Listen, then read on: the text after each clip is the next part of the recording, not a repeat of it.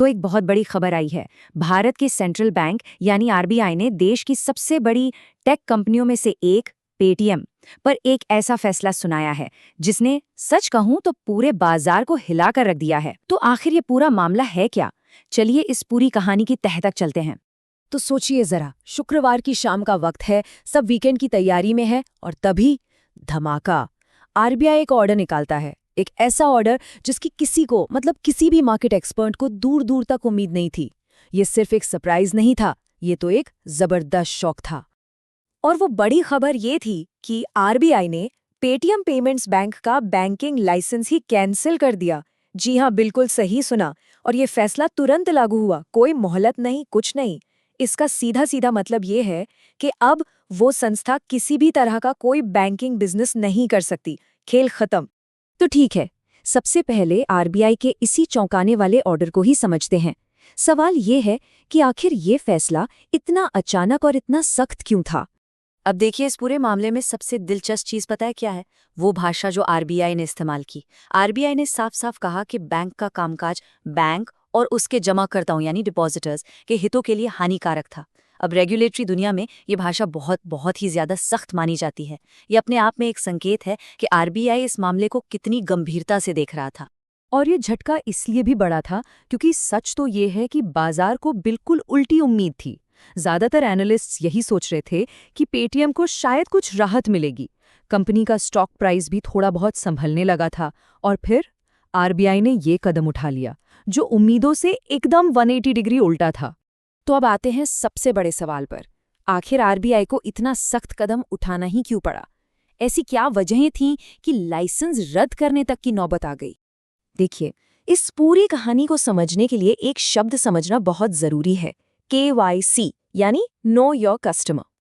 ये समझिए कि ये किसी भी बैंक की सबसे पहली और सबसे जरूरी जिम्मेदारी है। मतलब अपने ग्राहक की पहचान को ठीक से वेरीफाई करना और उससे जुड़े रिस्क को समझना। पूरे बैंकिंग सिस्टम को सेफ रखने का ये पहला और सबसे जरूरी कदम है। तो जब आरबीआई ने जांच की तो उन्हें कुछ बहुत ही गंभीर गड़बड़ियां मिली। सबसे पहली बात, पेटीएम पेमेंट्स बैंक ने अपने वॉलेट और सेविंग्स अकाउंट्स को एक तरह से मिला दिया था। अब इसमें दिक्कत क्या थी? दिक्कत ये थी कि वॉलेट के लिए जो केवाईसी नियम होते हैं वो बैंक अकाउंट के मुकाबले काफी आसान होते हैं और यही आसान नियम बैंक अकाउंट खोलने के लिए भी इस्तेमाल किए जा रहे थे। इससे हुआ ये कि सिस्टम में ऐसे हजारों खाते खुल गए जिनकी पूरी तरह से जांच ही नहीं हुई थी। और देखिए, एक बार पैसा बैंकिंग सिस्टम में आ जाए तो उसे ट्रैक करना बहुत मुश्किल हो जाता है। यहीं से मूल अकाउंट्स का खतरा पैदा होता है जिनका इस्तेमाल मनी लॉन्ड्रिंग जैसे गलत कामों के लिए किया जा सकता है। अब भले ही ये फैसला हमें और आपको अचानक लगा हो, पर इसकी नींव काफी पहले ही रखी जा चुकी थी। ये कोई एक रात में लिया गया फैसला नहीं था, बल्कि ये एक लंबी चली आ रही रेगुलेटरी खींचतान का नतीजा था।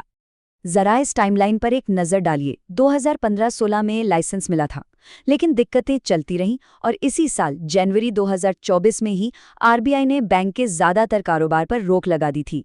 और फिर आखिरकार लाइसेंस को पूरी तरह से ही रद्द कर दिया गया है। तो इससे साफ पता चलता है कि ये कोई जल्दबाजी में की गई कार्रवाई नहीं, बल्कि एक सोची समझी प्रक्रिया थी। तो ठीक है, अब जब ये पता चल गया है कि ये सब क्यों हुआ, तो अब बात करते हैं कि इसका असर क्या होगा। मतलब इस फैसले का पेटीएम कंपनी पर असल में क्या असर पड़ेगा? क्या ये कंपनी के लिए एक बहुत बड़ा झटका है? देखिए, यहाँ दो तरह के असर हैं। एक है सेंटिमेंटल इम्पैक्ट यानी ब्रांड की इमेज पर असर, और वो बहुत बड़ा है, बहुत ही ज्यादा नेगेटिव। लेकिन अगर हम बात करें फाइनेंशियल इम्पैक्ट की, तो वो लगभग जीरो है। क्यों? क्योंकि जैसा हमने देखा, ये बैंक तो जनवरी 2024 से ही नाम का ही चल रहा था। तो समझने वाली बात यह है कि पेटीएम पेमेंट्स बैंक एक तरह से शेल कंपनी जैसा बन चुका था।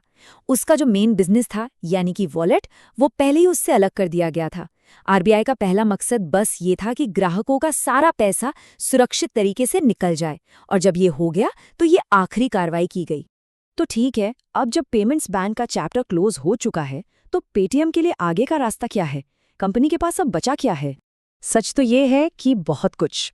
पेटीएम का जो असली कोर बिजनेस है वो पूरी तरह से सेफ है।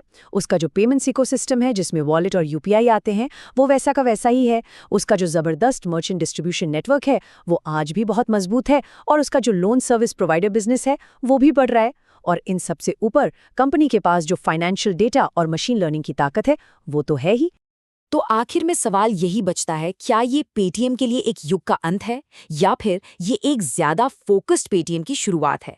एक ऐसा पेटीएम जो अब बैंकिंग के रेगुलेटरी सिरदर्द से आजाद होकर अपने कोर बिजनेस पर और भी बेहतर तरीके से ध्यान लगा पाएगा।